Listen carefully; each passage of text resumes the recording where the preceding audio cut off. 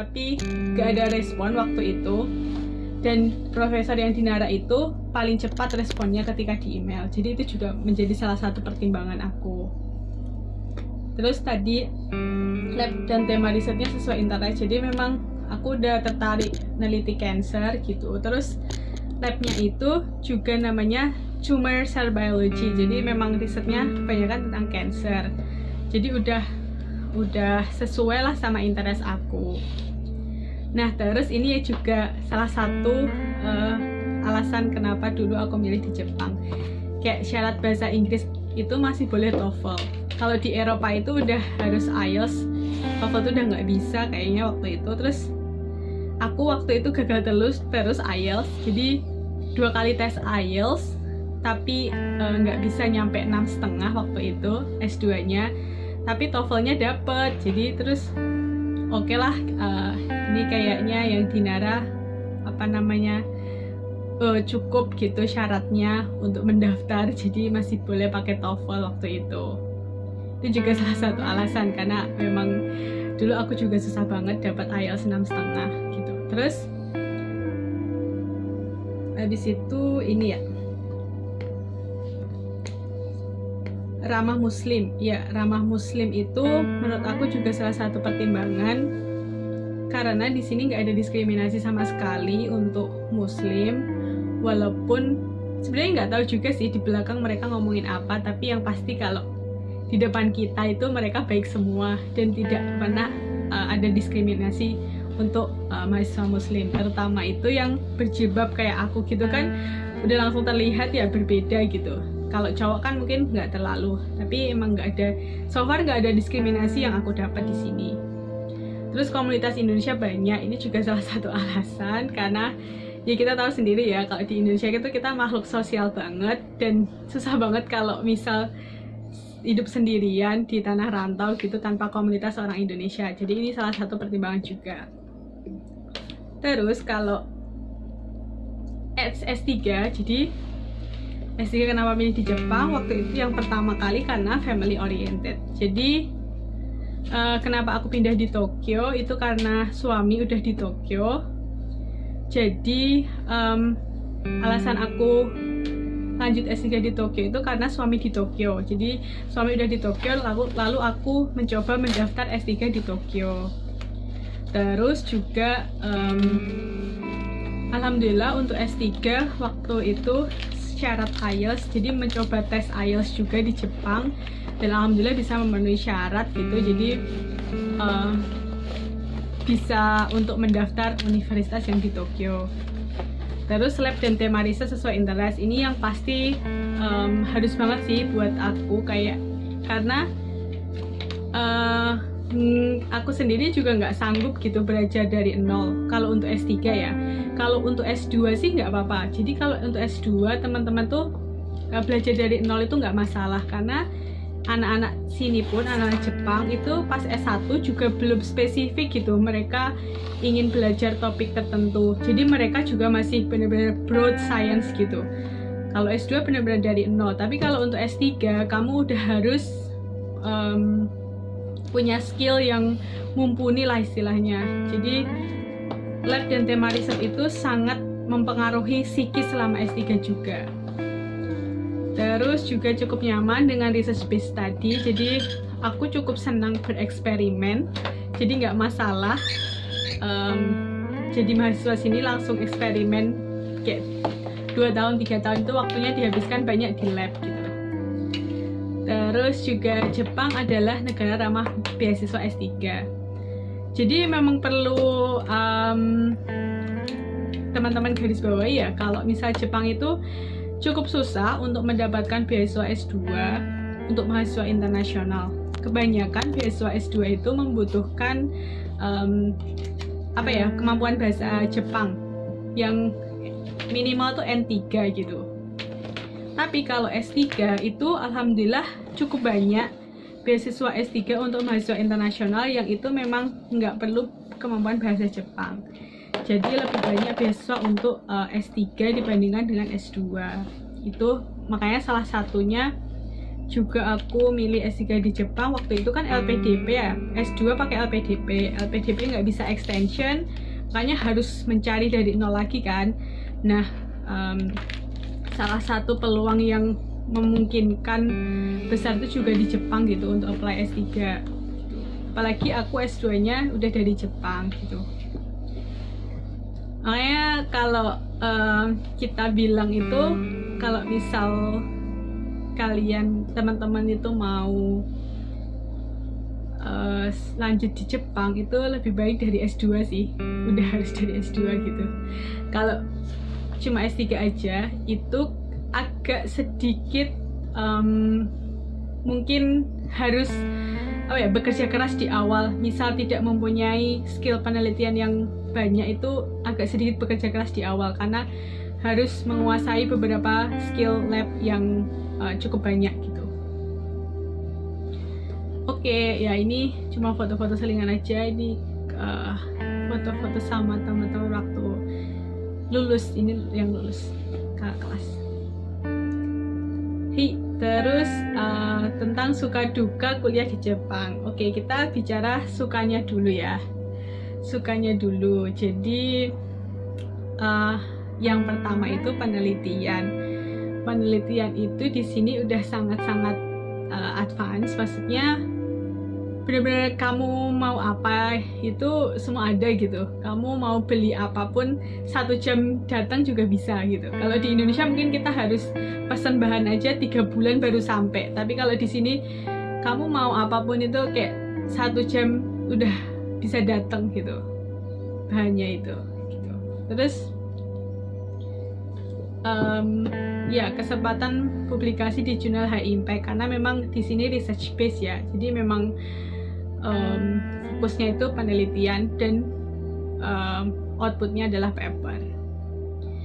Terus ya ini kondisi lab, kayak 1 orang itu bakal dikasih 1 area gitu, 1 area. Jadi 1, 2, 3 di sini.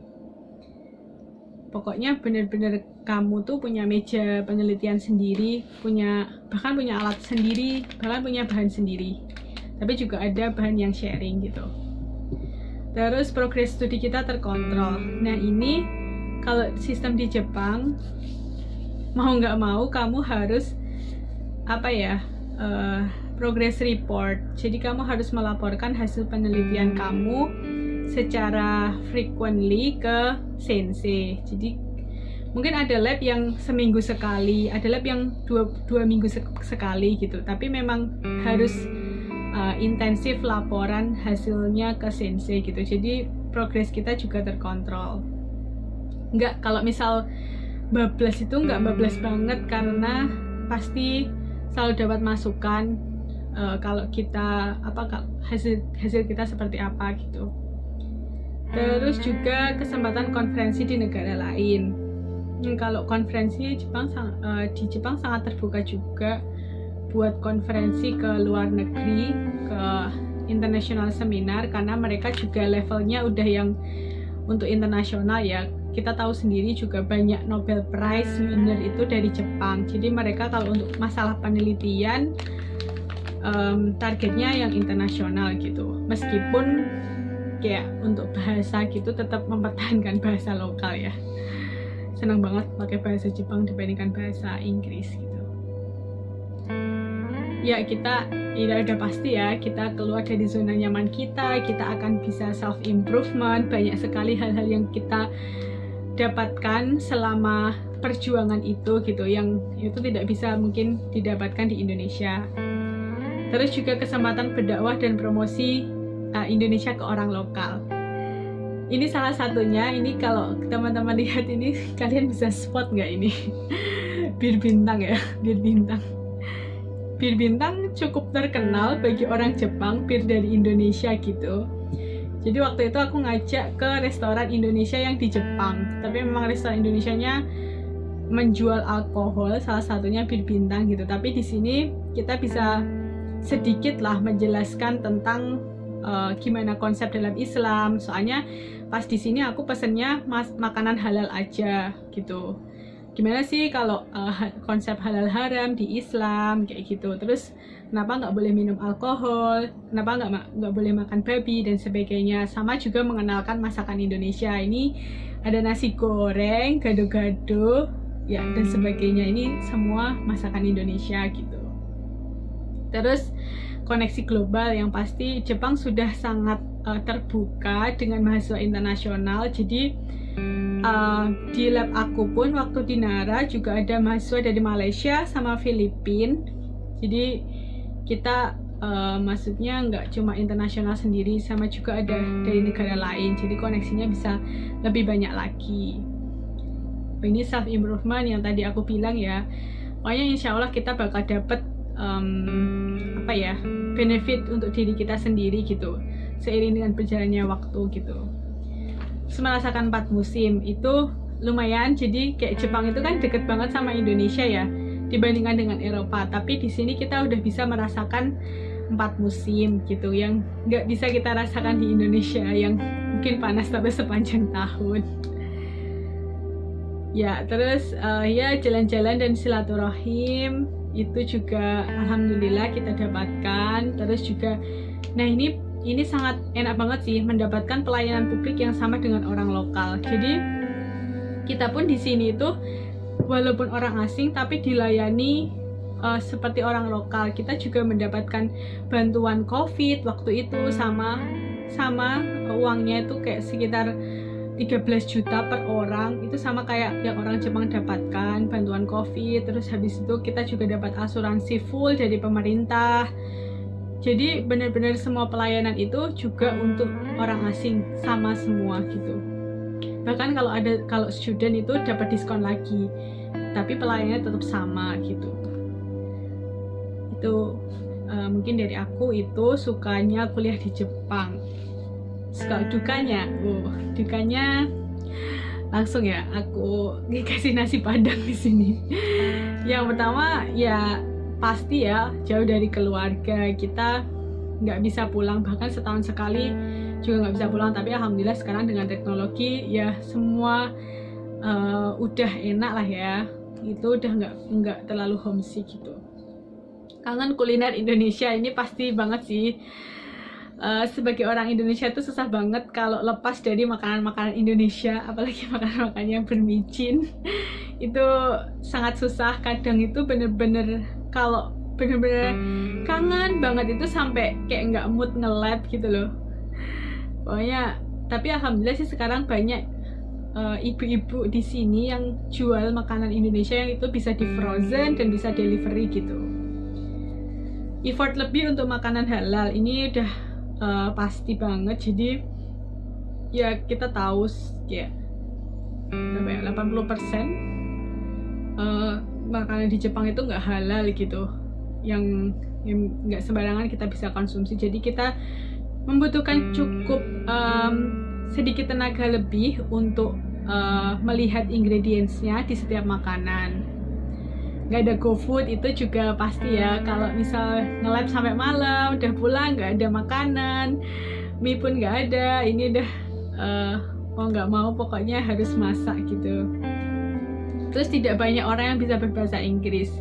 Ini juga salah satu kesulitan saya ketika ngurus dokumen-dokumen di kayak kelurahan atau kecamatan atau kabupaten gitulah. Soalnya kalau misalnya di pelayanan publik di Jepang itu kebanyakan stafnya nggak bisa berbahasa Inggris. Jadi kadang kita pakai bahasa isyarat atau kadang mereka pakai translator yang kayak istilahnya yang kayak voice translator gitulah mereka. Tapi kalau di sekolah itu nggak ada masalah sama sekali karena staffnya ada yang khusus untuk international student yang bisa melayani pakai bahasa Inggris full gitu. Terus dokumen-dokumen dari pemerintah itu berbahasa Jepang, ini iya banget. Jadi tentang asuransi, tentang pajak, itu semua suratnya itu berbahasa Jepang, nggak ada berbahasa Inggris. Jadi kita harus effort lebih untuk mentranslate-nya. Kalau nggak bisa bahasa Jepang ya pakai Google Translate yang di foto itu. Terus budaya kerja overtime, ini juga salah satu yang bikin saya kewalahan. Kita kewalahan bahkan cowok pun juga kewalahan dengan sistem apa ya, belajar bekerja mereka itu sungguh sangat apa ya, kayak kok bisa-bisanya sih mereka hanya hidup tuh seperti itu gitu, kayak nggak ada kehidupan lain selain di lab, nggak ada kehidupan lain selain di kantor gitu. Mereka tuh benar-benar menghabiskan waktunya itu untuk kerja gitu. Walaupun udah menikah, walaupun udah punya anak, kayak nggak peduli gitu. Benar-benar bisa pulang dini hari, terus jam 7 udah di lab gitu. Tapi alhamdulillah sih kita nggak terinfluence itu ya, karena kita juga muslim, kita harus ada waktu untuk ibadah gitu ya. Meskipun mungkin memang kayak mereka ngomongin di belakang gitu, tapi ya udah nggak usah dihiraukan, toh juga kayak progres research kita juga sama walaupun kerja kita pendek gitu. Jadi mereka kadang itu stay di lab hanya untuk karena profesor belum pulang, atau karena biar gak enak gitu loh. Jadi sebenarnya kadang nggak ada urgensinya gitu. Itu bahkan tuh kan di company itu sampai sistem listriknya itu udah dimatikan gitu, biar benar-benar nggak ada yang stay di sana. Soalnya kalau nggak gitu tuh nggak pada mau pulang. Bahkan ada bonus untuk yang ngambil cuti bahkan. Itu sih, itu benar-benar mereka sangat-sangat gila kerja gitu. Kadang membuat kita kiku, kadang membuat kita nggak enak, tapi terus ya udah, kita punya kehidupan yang lain gitu, yang berbeda dengan prinsip hidup mereka. Jadi so far sih nggak apa-apa gitu. Oke, terus kita lanjut ya ke Max dulu ya. Oke, di sini kita bahas tentang Max ya. Tadi aku udah bilang kan ada beberapa tipe Max. Jadi ini yang paling general. Ada embassy recommendation, ada university recommendation. Jadi kalau embassy recommendation itu ini, jadi seleksinya tuh di negara asal. Jadi kalau misalnya kita daftar ya seleksinya di KBRI Jepang, yang KBRI sih bukan, apa sih, kedutaan besar Jepang yang di Indonesia gitu, di negara asal. Terus ada seleksinya itu sistem gugur. Jadi ini emang ada beberapa step. Ini menurut aku lebih sulit dibandingkan university recommendation. Pertama dokumen, terus ujian tulis, terus wawancara, dan ini sistem gugur. Jadi kalau lolos dokumen masuk ke ujian tulis, tapi kalau nggak lolos dokumen ya nggak lanjut ke step selanjutnya gitu, kayak LPDP lah gitu. Terus tapi ini benefitnya, kalian nggak perlu capek-capek ngontak profesor dulu, kayak nggak punya univ tuh nggak apa-apa, nggak punya LOE nggak apa-apa, kami bisa daftar gitu. Terus ujian tulisnya tuh sebenarnya kayak general sih, bahasa Inggris sama bahasa Jepang. Tapi keduanya itu sebenarnya tidak equal. Kalau misal kamu kuat di bahasa Inggris, kamu pun bisa lolos.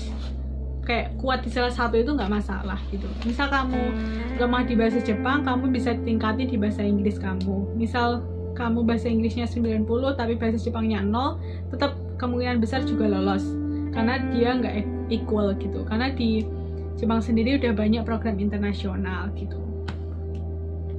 Terus yang kedua university recommendation. Nah ini adalah beasiswa yang aku dapat. Jadi ini seleksinya di universitas ya, di universitas masing-masing. Jadi kita harus udah punya LOE, udah keterima di suatu lab di suatu universitas gitu. Nah baru nanti universitas merekomendasikan kita ke pemerintah Jepang gitu. Nah ini seleksi dokumennya juga masih seleksinya di negara asal ya, tapi ini seleksinya cukup mirip sama yang embassy. Jadi ada dokumen yang nanti kita kirimkan ke Jepang. Kalau ini dokumennya dikirimkan ke kedutaan besar yang di Indonesia. Kalau ini dokumennya langsung dikirim ke universitas di Jepang. Terus ada ujian tulis, ini opsional. Kalau pas S2 aku ada ujian tulis. Tapi ada beberapa universitas juga yang nggak ada ujian tulisnya. Ujian tulisnya tuh tergantung sama graduate school yang kamu tuju gitu. Kalau aku kan biology, molecular biology, jadi ujian tulisnya juga tentang molecular biology.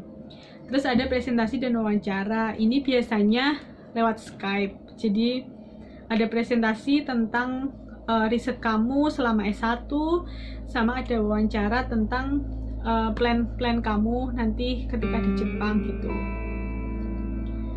Ya, ini dokumennya dikirim langsung ke Jepang via postmail. Jadi memang Jepang itu masih paper based banget. Semua dokumen itu benar-benar harus di print out, nggak cukup hanya online, dan harus dikirim via pos gitu. Terus ya ini, perlu mengontak calon supervisor. Jadi memang benar-benar kalau university recommendation, kamu udah harus dapat LOA dari suatu lab di suatu universitas. Ya, terus kita ngomongin tentang benefit max. Jadi kalau aku bilang ya, benefit max dibandingkan beasiswa lain itu ada beberapa. Ya, yang pertama sih tanpa ikatan dinas. Jadi kamu benar-benar udah kayak apa ya? Mereka itu nggak ada nuntut balik apapun gitu. Ya udah kasih aja beasiswa gitu. Tapi nggak ada kontrak atau nggak ada nggak ada perjanjian yang mewajibkan kamu untuk mengabdi di Jepang atau mengabdi di Indonesia gitu, nggak ada sama sekali. Jadi tanpa ada ikatan dinas, tanpa ada perjanjian apapun, udah dikasih, kita nerima beasiswa. Setelah itu ya udah anything you want to do is okay gitu. Terus habis itu living allowance-nya ya lebih dari cukup. Kalau living allowance ini mirip sih sama LPDP amount-nya, jadi insya Allah tuh cukup banget sih. Kalau hidupnya biasa-biasa aja itu masih bisa nabung banget gitu. Aku kemarin bisa nabung sampai buat bisa nikah waktu S2 gitu. Terus untuk free tiket pulang pergi, ini LPDP juga dapat sih, teman-teman dapat free tiket ketika pulang dan ketika berangkat dan ketika nanti balik lagi ke Indonesia gitu. Terus untuk nomor 4, regulasi dipermudah. Jadi untuk penerima mahasiswa max dibandingkan penerima beasiswa yang lain, itu regulasinya ke Jepang itu sangat-sangat dipermudah. Kayak kamu itu benar-benar visa kayak gitu cepat banget diurusinnya. Jadi walaupun terus di masa pandemi gini, kalau kamu misal dari Indonesia ke Jepang, karantina dan sebagainya itu udah difasilitasi sama pemerintah. Kamu bakal dijemput di bandara, kamu bakal dianterin di hotel, kamu bakal dibayarin hotelnya, kamu bakal dianterin sampai sampai apartemen kamu ketika di kampus gitu. Kamu benar-benar dapat full hospitality gitu dari pemerintah. Jadi pemerintah Jepang benar-benar all out untuk penerima beasiswa max ini dibandingkan dengan beasiswa lain gitu. Terus ini free tuition fee, ini juga LPDP juga ya. Ini jadi semua biaya SPP di universitas kita nggak perlu bayar. Jadi pokoknya kita tinggal belajar aja, belajar dan belajar. Nggak perlu mikirin financial gitu. Ya, terus ya ini aku lebih mau ngomongin tentang yang university recommendation. Jadi yang aku dapat ya, kalau embassy recommendation mungkin teman-teman bisa cari infonya lebih lanjut, udah banyak sekali ya sekarang YouTube atau website yang ngebahas itu gitu. Oke, di sini kita lebih ke university recommendation. Nah ini tuh sebenarnya memang seleksinya itu tergantung universitas banget. Range waktunya juga tergantung universitas yang kamu tuju. Jadi nggak barengan, nggak serempak semua universitas itu di bulan-bulan tertentu, dan sistemnya juga berbeda. Jadi ini teman-teman harus benar-benar mempelajari sistem max itu gimana di universitas yang teman-teman tuju gitu. Terus tipe-tipenya juga ada beberapa, kayak bisa S2 aja, terus bisa S2 plus S3 langsung 5 tahun. Terus bisa teman-teman research student dulu kayak 6 bulan atau 1 tahun terus baru S3.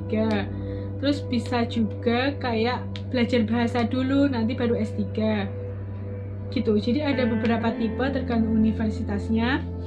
Terus ada special type, namanya Super Global University. Jadi ini adalah tipe beasiswa yang aku dapat, SGU.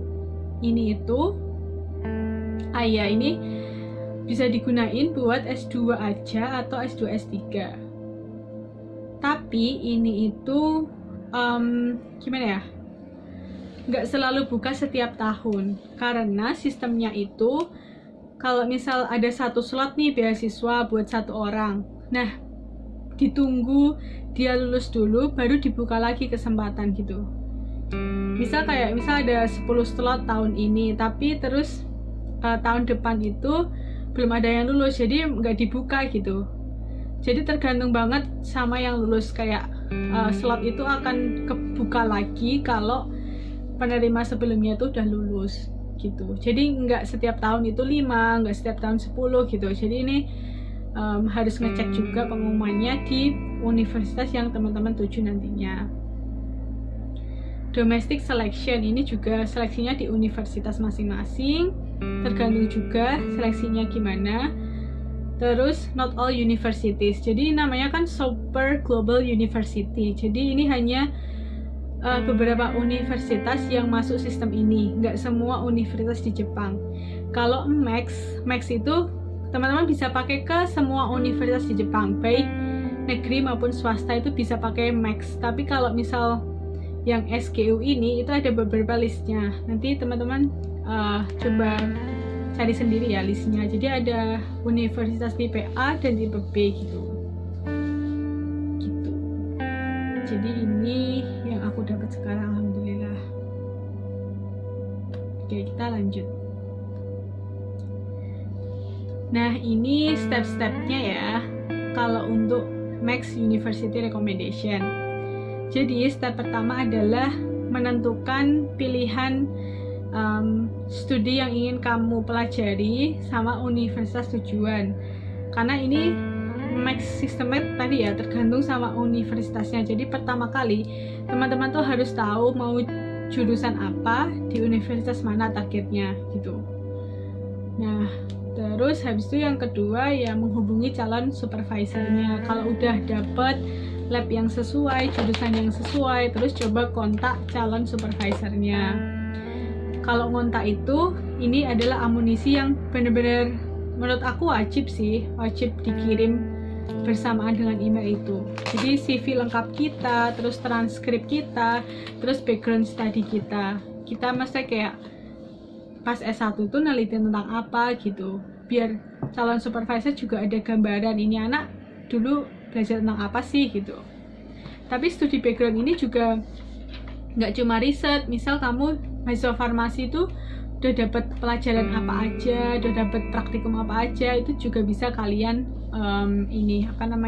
tulis gitu. Terus yang ketiga seleksi berkas, ini udah pasti ya. IELTS is a must. Jadi TOEFL paper base sudah nggak boleh, di Jepang pun juga udah nggak boleh. Semua udah IELTS or TOEFL IBT.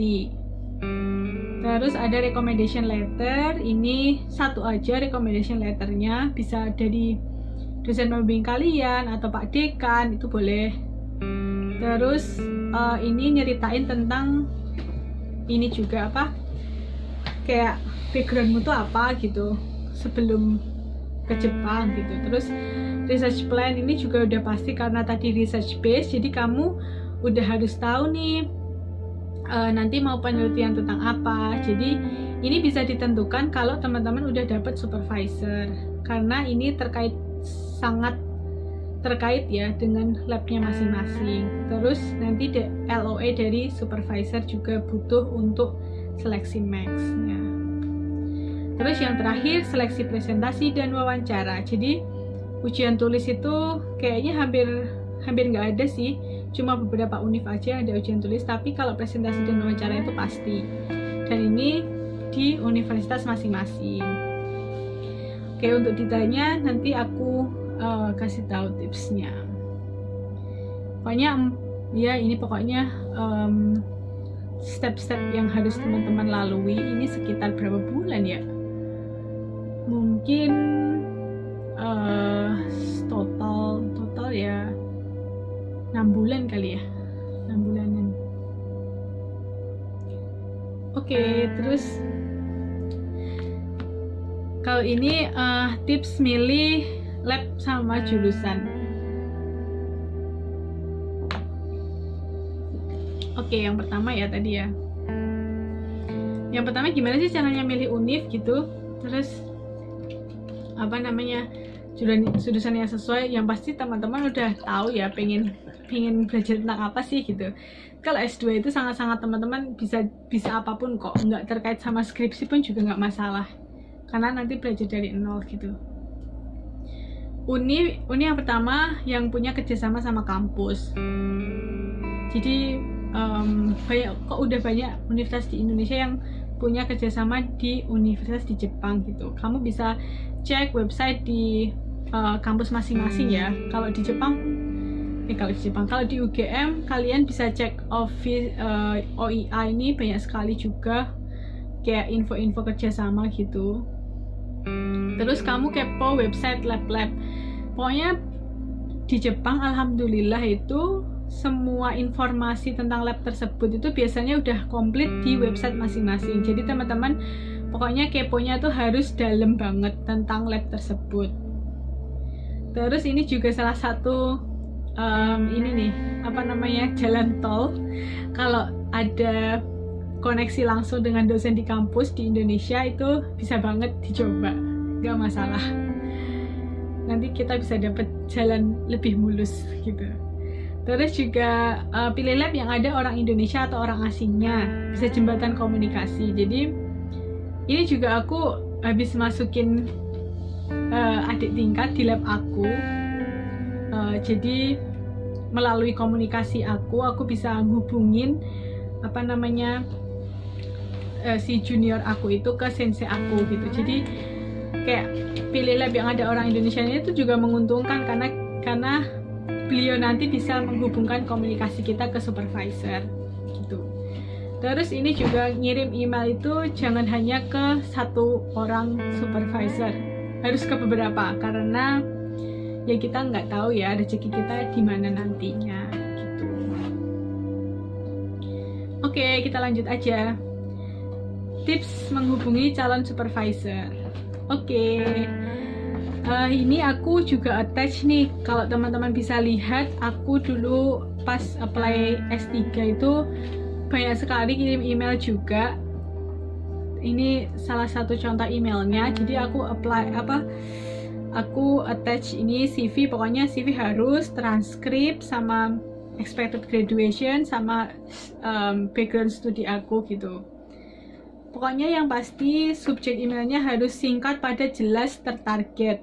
Misal ini apply for PhD position gitu. Pokoknya kamu harus benar-benar jelas emailnya itu mau apa gitu. Terus perkenalan diri ini pasti ya, kalau teman-teman harus nyebutin teman-teman itu sekarang kuliah di mana, terus habis itu belajar tentang apa gitu. Terus tujuan mengirim email. Jadi pokoknya teman-teman harus tunjukkan komitmen ingin mendaftar program apa, kapan, dan bagaimana gitu. Harus jelas gitu. Kamu mau ikut program yang mana gitu. Biasanya tuh ada pengumuman di web univ masing-masing kalau misal dibuka pendaftaran mahasiswa gitu. Jadi biar profesor tuh juga tahu gitu, oh ini anak mau mendaftar program yang sedang dibuka itu gitu.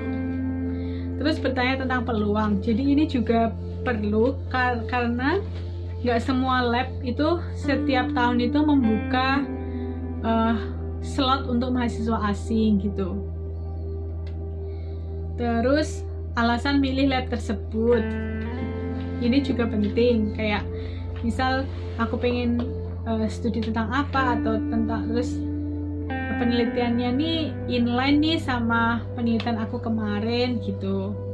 Terus juga misal kayak kamu tertarik sama paper lab tersebut yang apa gitu. Terus rencana riset atau studi yang ingin dikerjakan ini bisa dibahas selanjutnya sih, tapi memang bisa disinggung sedikit. Terus tunjukkan keterbukaan. Oh iya, ini juga urgensi.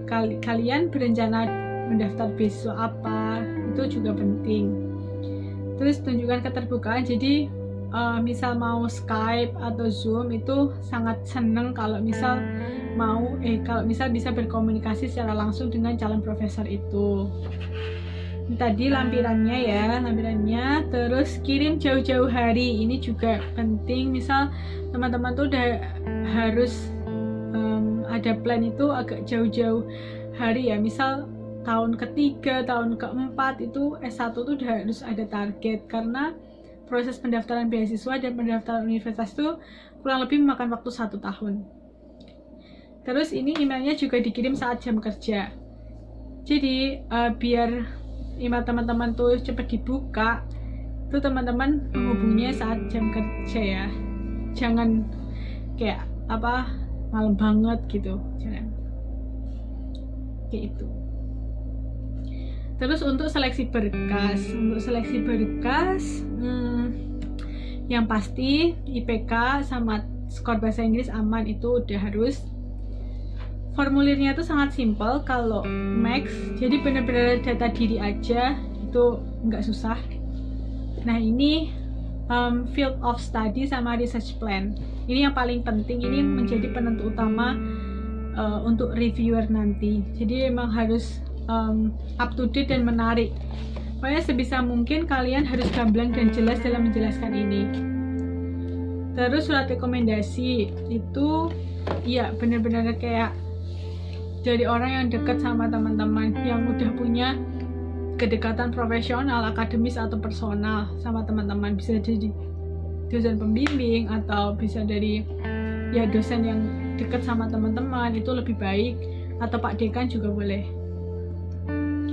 Terus pastikan udah interview sama calon supervisor. Jadi kalau seleksi berkas ini ya udah pasti udah harus interview ya sama supervisor, karena udah harus punya LOE gitu. Ini contoh field study aku, jadi aku jelasin kayak backgroundnya itu apa, backgroundnya itu apa, terus pencapaian selama S1 itu apa. Ini aku juga attach paper yang aku dapetin gitu. Aku udah publish ini, jadi risetnya tentang ini gitu. Tapi kalau teman-teman nggak punya paper selama S1, no problem. Jadi orang Jepang pun nggak ada paper sama sekali ketika S2 itu. S2 itu benar-benar mereka masih ingah-ingih juga. Jadi tenang aja, nggak usah minder. Oke, terus ini research proposalnya. Pokoknya harus jelas. Ini adalah tipe yang aku bikin. Jadi ada tema risetnya, ada backgroundnya, terus aku tambahin gambar, terus ada tujuannya, terus di sini ada research plan detailnya tentang eksperimen-eksperimen yang aku mau kerjakan, terus signifikansinya dari studi aku itu apa, terus habis itu di lab mana, sama reference. Jadi bener-bener detail tapi singkat, jangan bertele-tele, karena dan bahasanya mudah dipahami, karena reviewer itu nggak selalu inline di bidang yang teman-teman tuju gitu. Oke, tips presentasi dan wawancara. Presentasinya itu sangat singkat, jadi tenang aja juga. Pokoknya hanya tentang previous research, jadi hanya tentang teman-teman tuh kayak misal satu topik penelitian yang pernah teman-teman kerjakan. At least semua orang pernah ngerjain skripsi kan, jadi itu nggak masalah. Insya Allah aman lah. Terus pas presentasi waktu aku juga ditanyain research plan mau belajar tentang apa, jadi pastikan udah komunikasi sama calon supervisor. Karena ini gunakan pointer itu karena ini sih waktu itu face to face ya, tapi juga teman-teman lebih baik gunakan pointer sih saat Zoom gitu, biar kita tahu lagi ngomongin yang mana sih gitu. Terus latihan itu penting banget. Terus kalau wawancara, aku suka banget sih sama wawancara beasiswa di Jepang. Pokoknya singkat, padat, jelas. nggak ada bertele-tele, nggak ada pertanyaan tentang pribadi. Misal, kamu udah menikah belum? Kamu rencananya nikah tahun kapan? Kayak gitu tuh nggak ada sama. Kamu orangnya gimana? Gitu nggak ada sama sekali. Nggak ada personal question. Jadi fokus pertanyaannya itu tentang background diri kita, riset akademik yang pernah kita kerjakan, kesiapan akademis dan riset nanti yang mau kita kerjakan, sama tentang mungkin adaptasi kehidupan di Jepang. Tapi kalau tentang personal itu nggak ada. Jadi pokoknya nggak terlalu ribet lah, nggak ada pertanyaan tentang Pancasila, UUD juga nggak ada sama sekali. Pokoknya tentang riset dan academic background, udah itu. Oke, aduh kayaknya waktunya habis ya. Waktunya tinggal berapa? Ini aku belum cerita tentang research. Rido gimana? Berapa lama lagi? Nanti mungkin aku singkat aja. Lagi bisa sharing. Oke, ini singkat aja ya. Ini banyakin foto aja kok. Tentang research experience, kehidupan eksperimen di Jepang.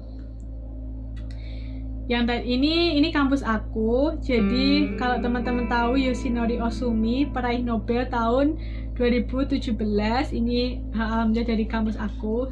16. Terus habis 2016 ya. Terus ini alhamdulillah aku sekarang masuk di research centernya beliau, salah satu lab yang di bawahnya beliau gitu.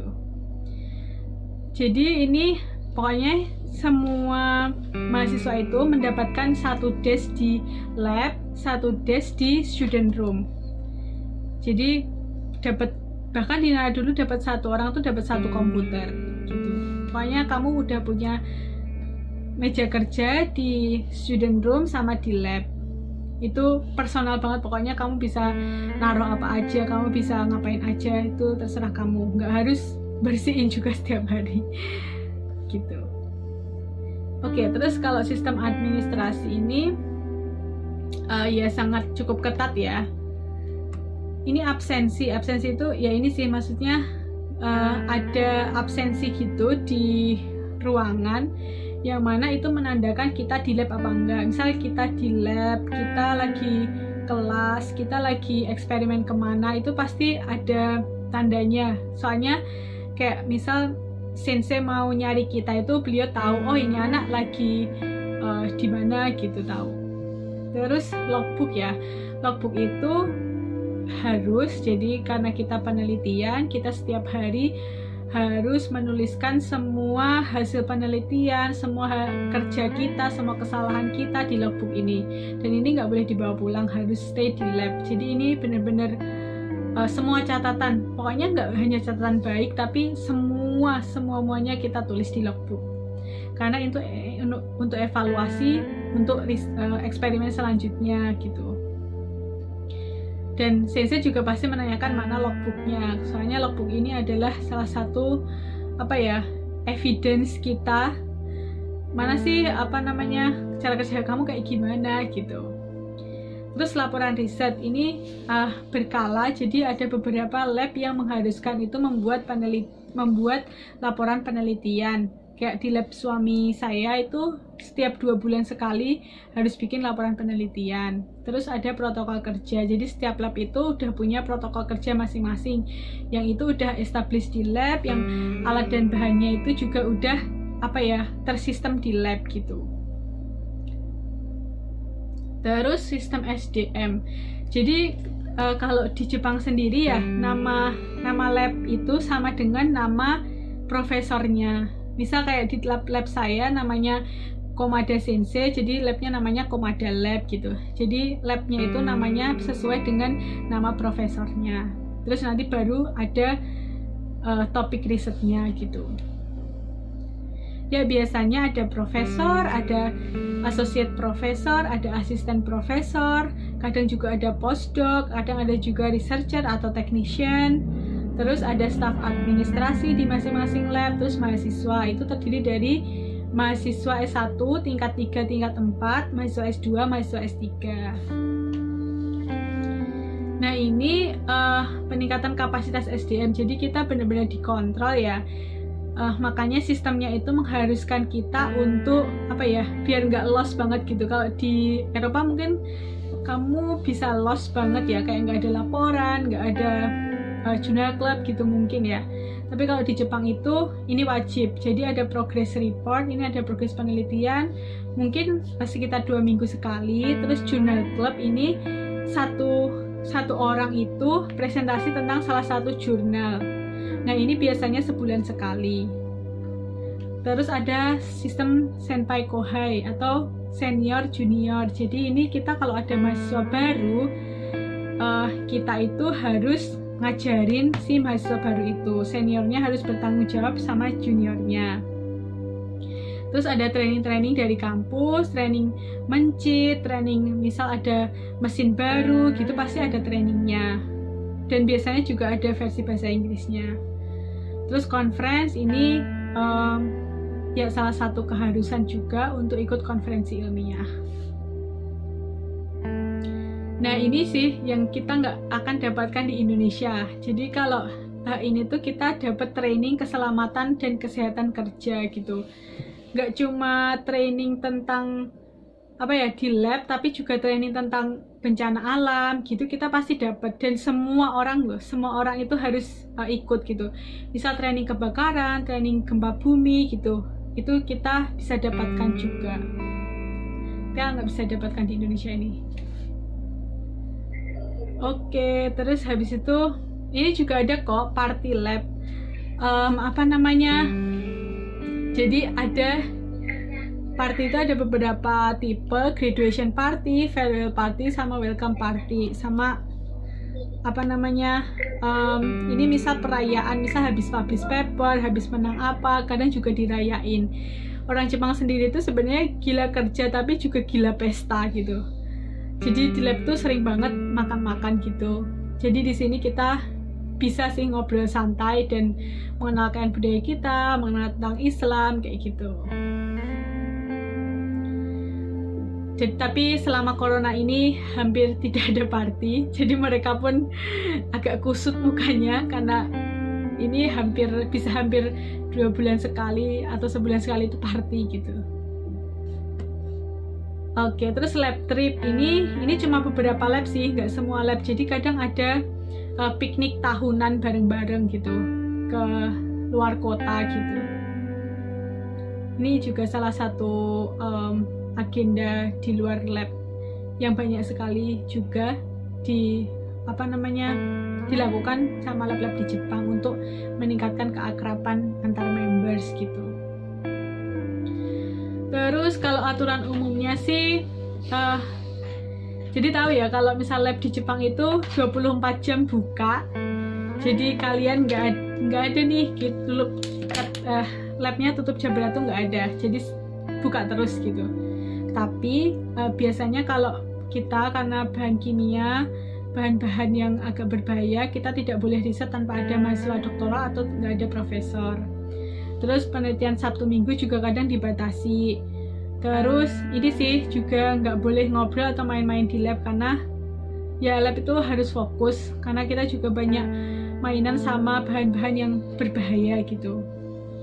Terus ada lab cleaning, ini kita selalu bersih-bersih lab, semua member bersih-bersih lab setiap 1 minggu sekali, buang sampah juga gitu. Terus pembagian kerja, ada pembagian kerja yang jelas. Misal kamu jatah buat reagen ini, kamu jatah buat reagen itu gitu. Itu ada pembagian kerja yang jelas. Jadi benar-benar lab itu kita manage sendiri, nggak ada cleaning service-nya, nggak ada tukang bersih-bersihnya sendiri, nggak ada. Kita semua yang harus memanage-nya gitu.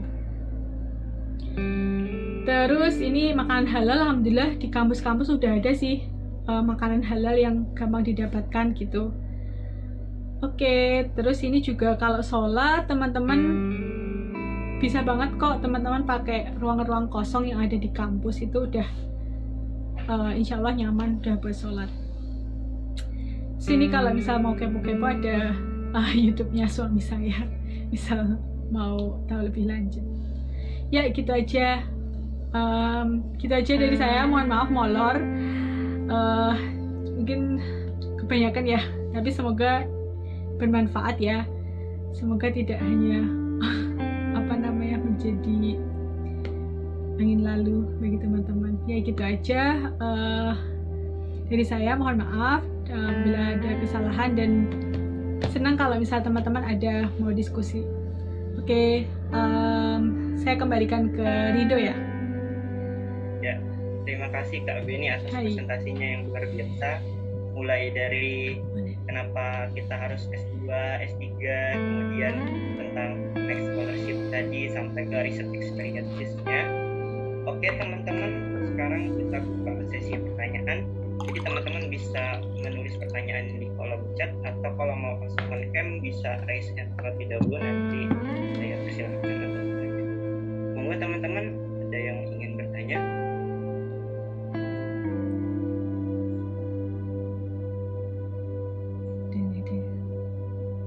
Mungkin sambil menunggu teman-teman yang ingin bertanya dulu, Kak, aku dulu yang nanya boleh nggak?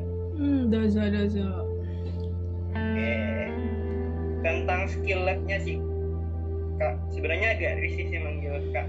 Kalau Mbak aja boleh, Kak? Iya boleh. Asalkan nggak bu aja. Asalkan nggak bu ya. Ini sih.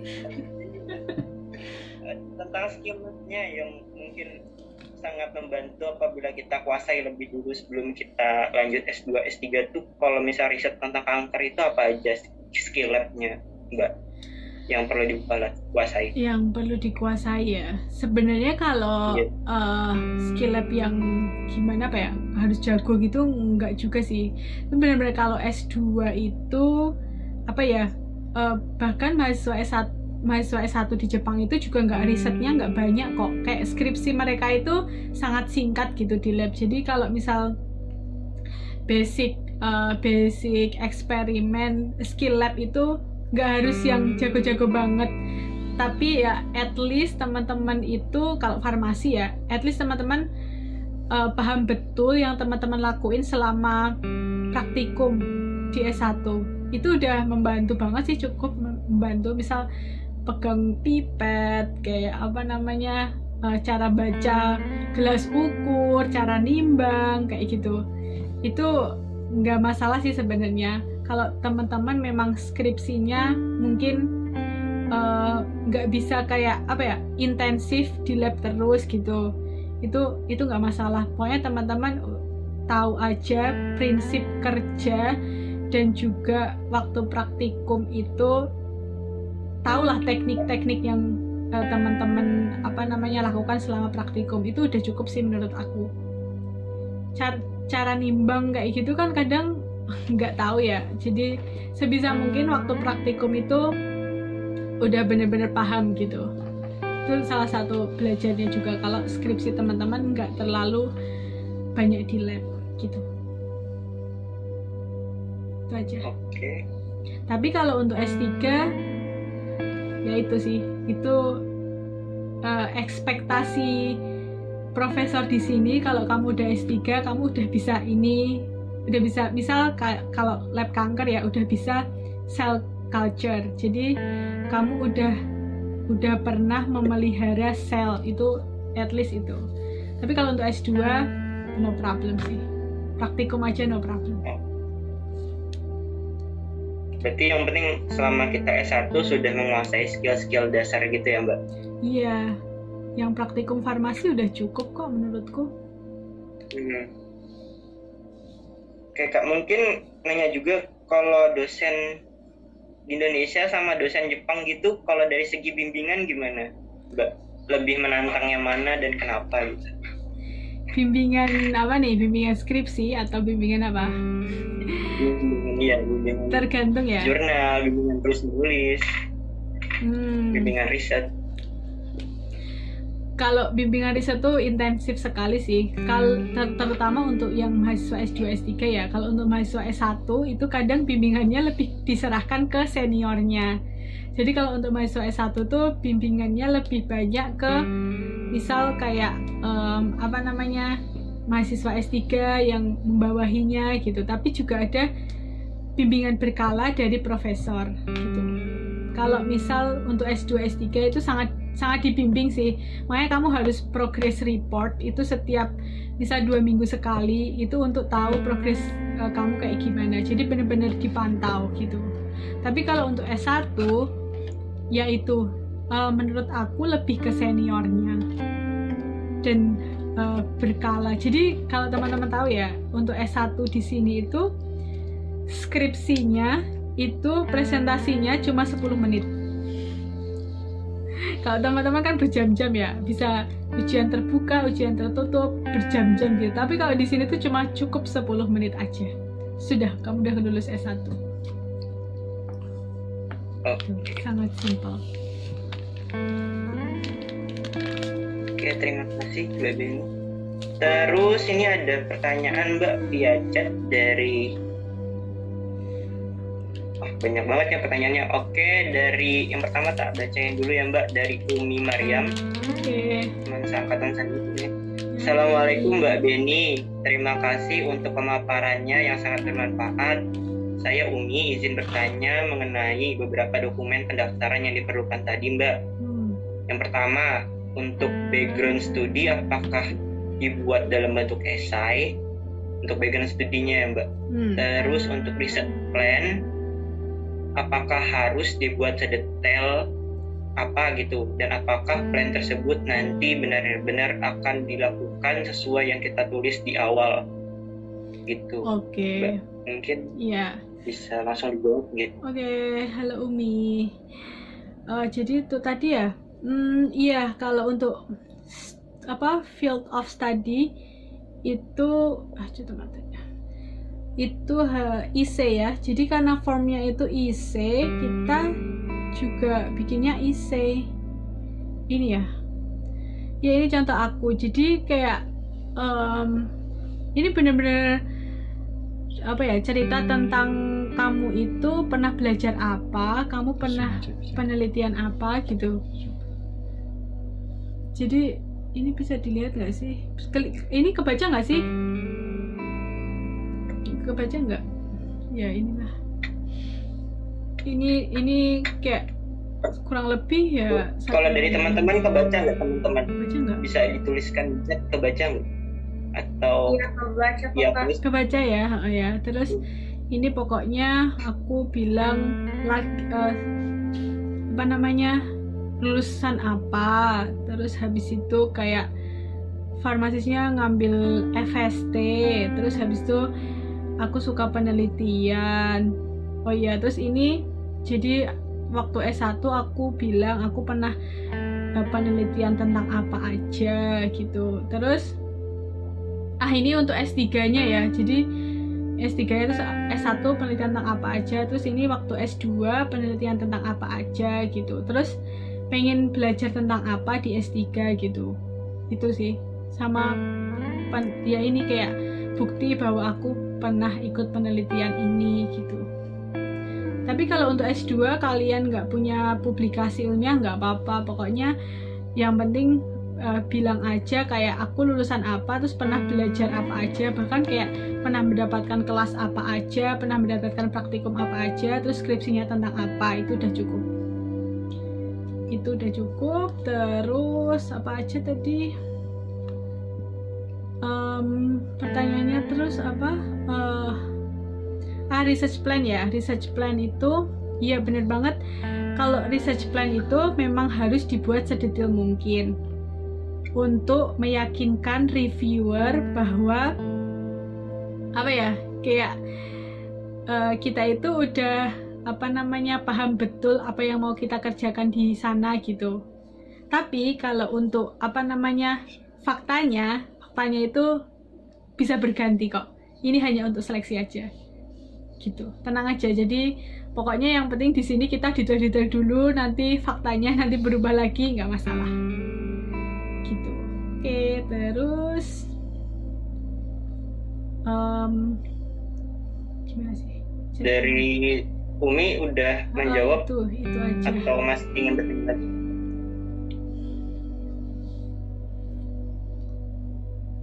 Udah ya. Oke, Ya. Lanjut dari Kak Aya Nureski Rutami. Izin bertanya nih Kak, untuk bagian riset Jadi riset untuk masternya Kak, untuk penelitiannya harus penyakit-penyakit kayak yang ini ya Kak, penyakit kanker dan lain, apakah boleh juga? Nah, untuk penelitiannya harus penyakit-penyakit kayak yang ini ya? Penyakit Enggak harus. Jadi penelitian itu bisa apapun, tergantung juga topik di lab itu gitu. Kayak nggak harus kanker, nggak harus tentang penyakit gitu, bisa apapun. Jadi itu sangat tergantung sih sama komunikasi dengan calon profesor kita, karena itu juga harus mendapat ACC beliau gitu. Jadi kita udah revisi ke beliau juga. Jadi beliau akan mengarahkan nantinya. Gitu. Oke. Dari Kak Sophie kalau nggak salah tadi sempat raise hand ya, apakah jadi bertanya? Ya boleh. Ya monggo dipersilakan Kak. Ya, mas sebelumnya izin bertanya Kak, perkenalan kami saya dari profesi PSPA 4 angkatan tahun 1 di Samadaran Yogyakarta. Oh iya, salam kenal. Ya, izin bertanya, jadi kan kakak kan tadi memilih di Jepang itu kan Nara University kan karena lab dan temanya kan juga mendukung interest itu ya, tentang kanker ya. Nah itu apakah di topik untuk terkait vaksin itu apakah recommended juga atau ada universitas rekomendasi yang lain di Jepang gitu? Okay. Ya gampang kalau saya memasukkannya ke sana gitu. Terima kasih. Vaksin menarik juga. Ini lagi beberapa lab di Jepang itu juga lagi berlomba-lomba riset tentang vaksin dan virus. Bahkan lab aku juga udah memulai penelitian tentang virus gitu. Lab suami saya juga tiba-tiba memunculkan topik virus gitu. Jadi memang vaksin dan virus juga sedang menjadi topik hangat di Jepang juga gitu. Ada teman aku juga yang benar-benar belajar risetnya tentang vaksin dan virus itu di Osaka Uni, bahkan labnya itu menjadi andalan pemerintah Jepang gitu, kayak menjadi rujukan pemerintah Jepang untuk penelitian utama vaksinasi di Jepang gitu. Kau bisa aku lupa namanya, tapi coba di search aja Osaka University tentang vaksin virus yang itu bahkan kemarin juga ada kerjasama sama pemerintah Indonesia kalau nggak salah. Bentar ya, coba nanti kalau misal ada ini bisa chat saya, misal email atau nomor telepon, nanti saya kirimin linknya. Oh iya gitu ya. Boleh sekali. Gitu, sangat terbuka dan mungkin sangat tertarik juga menerima mahasiswa yang pengen riset vaksin sama virus ya gitu.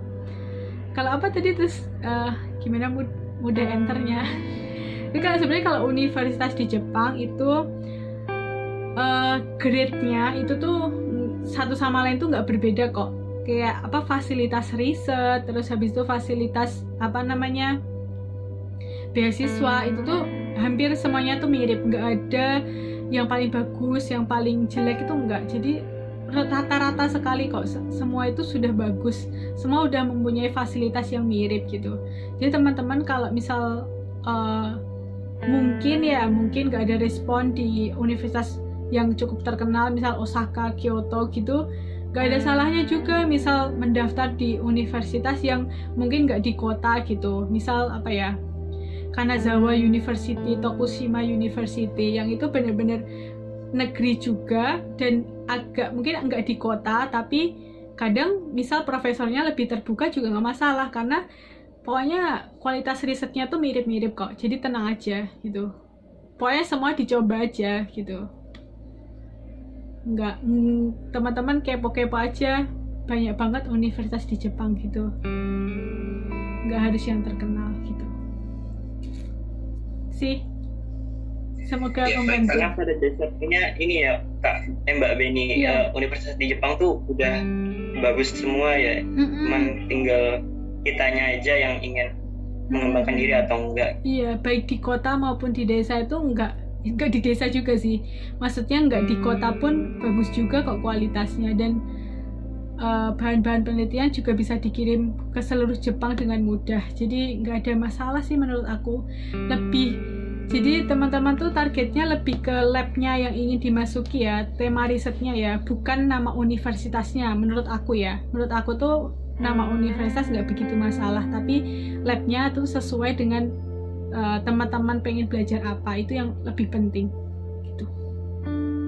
Karena beasiswa Max itu juga nggak hanya ditujukan untuk universitas besar, universitas kecil bahkan swasta pun bisa gitu.